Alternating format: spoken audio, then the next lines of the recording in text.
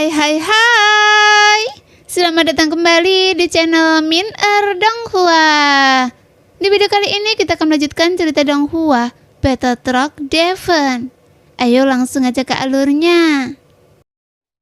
Setelah Soyeon selesai berbicara, dia datang ke ruang retret di Bahtera. Kemudian untuk menghindari ada yang mengetahui apa yang akan dia lakukan, Soyeon dengan hati-hati menggunakan kekuatan jiwanya untuk membuat pembatasan sederhana. Kemudian dengan lampion coba bersulam, tiba-tiba Goyan terlempar keluar dan berubah menjadi mata anjing seukuran telapak tangan yang melayang di depan Soyeon. Pada saat ini, Goyan membuka matanya dengan bingung. Ada apa? Tidak perlu berterima kasih kepada Tuan Go secara khusus, karena hanya itu yang bisa dilakukan Tuan Go. Bagaimanapun Anda telah menyelamatkan nyawa Tuan Go sebelumnya. Goyan berkata sambil cemberut, seolah-olah dia menunggu ucapan terima kasih dari Soyeon. Jika saya kalah dalam pertarungan sebelumnya, Anda akan mengikutinya kan? Soyeon berkata sambil mengangkat alisnya. Anda tidak bisa menyakiti hati saya dengan berbicara seperti ini. Goyan melebar dengan matanya, seolah-olah dia menunjukkan ekspresi kesakitan. Jadi, mengapa Anda tidak membuka blokir pembatasan tersebut sebelum saya terjebak?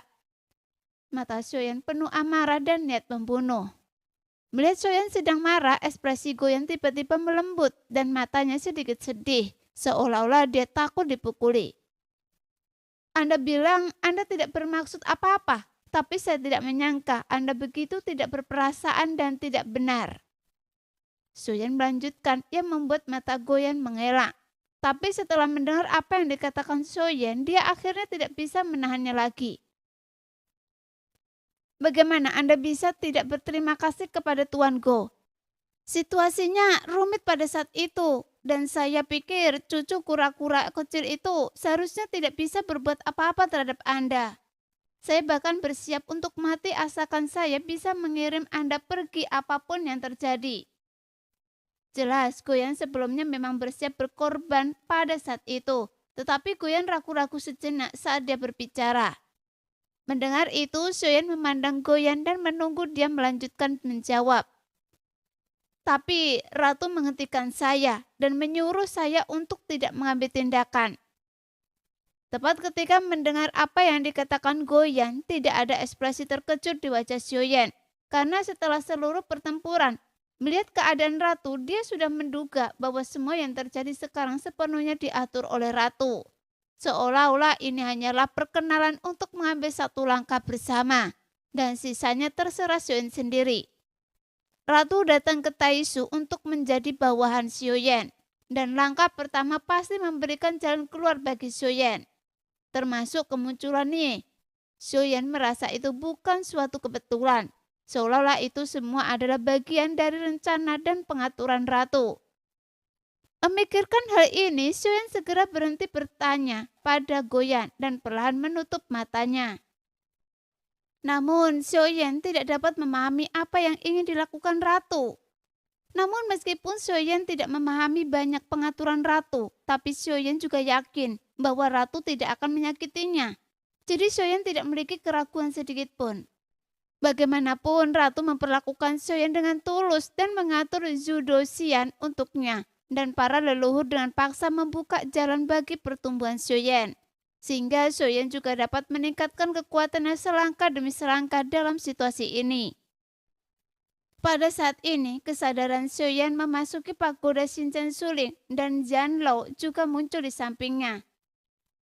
Anda harus memahami bahwa pagoda Shinchen Suling tidak dapat muncul pada saat itu. Dan pagoda Shinchen Suling dapat merasakan bahwa vitalitas Anda tidak akan terputus, sehingga tidak merespon Anda. Janlo menjelaskan, namun Soyeon juga tahu, Chang Mesi muncul, pagoda Shinchen Suling tidak akan merespon. Bagaimanapun ada hubungan antara pagoda Shinchen Suling dan alam dewa kekacauan. Meskipun Soyeon tidak mengetahui apa hubungannya dengan jelas, tapi Soyeon yakin pasti ada kaitannya yang erat. Dan Soyeon juga sangat takut dengan Raja Alam Dewa Kekacauan. Oleh karena itu, dalam situasi ekstrim itu, pagoda Shinchen Suling secara logis tidak akan menyelamatkannya. kecuali jika Soyen menghadapi keberadaan yang lebih menakutkan dan kuat. Setelah dia mengambil tindakan, dia tidak akan mengabaikan hidup atau mati Soyen. Saya memahaminya. Jelas Soyen tidak akan berdebat dengan Zanlo dan masih sangat menghormati Zanlo. Jadi dia menangkupkan tinjunya sambil membungkuk dengan hormat, sehingga Zanlo juga mengangguk puas. Saat ini Soyen telah tumbuh dewasa, dia tidak lagi bodoh seperti saat dia berada di Rana Dodi dan Dewa Pertempuran. Jadi Soyen secara bertahap menyadari banyak hal, sehingga Soyen dapat memahaminya, bahkan tanpa harus berdiri diam untuk menjelaskan. Kemudian Soyen segera sampai di lantai 12 pagoda Shinchen Suling. Begitu Soyen masuk ke Lingsu, sebuah tinju tiba-tiba meraung di depan mata Soyen. Keluar! Sebuah ledakan keras yang memekakkan telinga tiba-tiba terdengar. Namun, saat tinju ini melayang kurang dari setengah telapak tangan dari tubuh Soyen, Soyen sudah memblokirnya. Adapun siapa pemilik tinju yang menyerang Soyen, itu adalah boneka Yuan Shen yang telah keluar dari perut raksasa darah. Karena dengan kemampuan boneka raksasa darah saat ini, mustahil untuk menjebak boneka darah atau membunuhnya. Dan ini benar-benar sesuai ekspektasi Soyen. Jin Yuan Shen, bisakah Anda mengambil alih tubuh saya? Kata Soyen kepada Jin Yuan Shen. Bagaimanapun jiwanya masih berada di tubuh Soyen. Namun sisa jiwa Jin Yuan Shen yang dibawa dari dunia kuno Dewa Iblis Abadi sudah tidak lagi aktif seperti sebelumnya. Seolah-olah dia akan segera menghilang. Saya tidak dapat melakukannya karena ingatan saya sudah kabur, kata Jin Yuan Shen sambil tersenyum pahit. Karena meskipun Jin Yuan Shen masih bisa muncul, tapi nada suaranya menjadi lemah karena jiwa Jin Yuan Shen yang tersisa akan segera bubar. Melihat itu Soyen sedikit mengernyit. Kemudian dia menatap boneka Yuan Shen di depannya.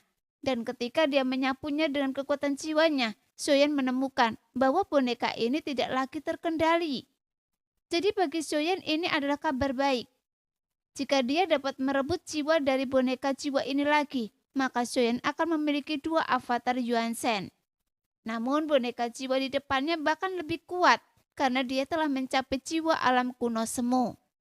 Namun jika 2 avatar Yuan Shen bisa bergabung dengan tubuh fisik Soyen melalui seni pembentukan kehidupan, kekuatan Soyen seharusnya mampu mencapai tingkat yang belum pernah terjadi sebelumnya. Mungkin alam leluhur kuno Yuan Shen dapat dicapai melalui kekuatan fusi. Jika demikian, Soyen pasti akan memiliki kemampuan untuk bertarung melawan keabadian tingkat kelima. Jadi boneka ini adalah salah satu keuntungan terbesar dalam pertempuran ini. Tapi boneka ini penuh dengan energi kematian dan Soyen tidak tahu apakah dia bisa merebut tubuhnya. Sambil memikirkan hal ini, Soyen terus mengamati boneka Yuan Shen di depannya. Meskipun tubuhnya penuh dengan luka karena serangan Soyen, namun tidak butuh waktu lama untuk pulih seperti semula.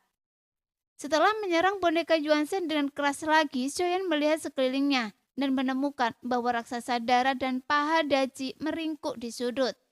Terlihat seperti mereka sering disiksa. Segera Soyen mengulurkan jarinya dan meletakkannya di antara alis boneka Yuan Shen yang terluka parah lagi. Bersiap untuk melihat seperti apa kondisi spesifiknya dan apakah dia masih bisa mengambil tubuhnya. Tepat ketika kekuatan jiwa Soyen menyelimuti boneka Yuan Shen dengan gila-gilaan, boneka Yuan Shen tiba-tiba tampak tertekan dan seluruh tubuhnya benar-benar memancarkan kegelisahan, seolah-olah hanya ingin menghancurkan diri. Sialan, dia akan segera meledakkan diri sendiri. Soyen mengutuk dan segera mengambil kembali kekuatan jiwanya. Bagaimanapun dengan gaya Taisu, mereka tidak dapat dengan mudah membiarkan orang lain menggunakannya sesuka hati. Sialan, pembatasan seperti itu diberlakukan sehingga jika orang yang ingin mendapatkannya, dia akan menghancurkan diri. Sepertinya saya harus membiarkan Goyan untuk melihat apakah pembatasan di tubuh boneka Yuan Shen rumit sehingga bisa menyebabkan kehancuran diri ketika jiwa saya ingin mengambil tindakan. Segera Soyen memasukkan Goyan ke Lingsu yang membuat Goyan sangat terkejut. Di dalam tubuh boneka ini ada pembatasan dan Anda harus mematahkannya dengan cepat. Jika tidak, Anda akan dikurung lagi, kata Xiaoyan sambil menatap Goyan dengan dingin. Tepat ketika Goyan melihat tatapan dingin Xiaoyan, dia langsung memahami Xiaoyan masih marah. Jadi dia berteriak, "Jangan melangkah terlalu jauh, saya adalah teman baik Anda dan bukan budak Anda." Namun, Xiaoyan masih acuh tak acuh, berbalik dan hendak pergi. Jadi Goyan segera menghentikan Xiaoyan.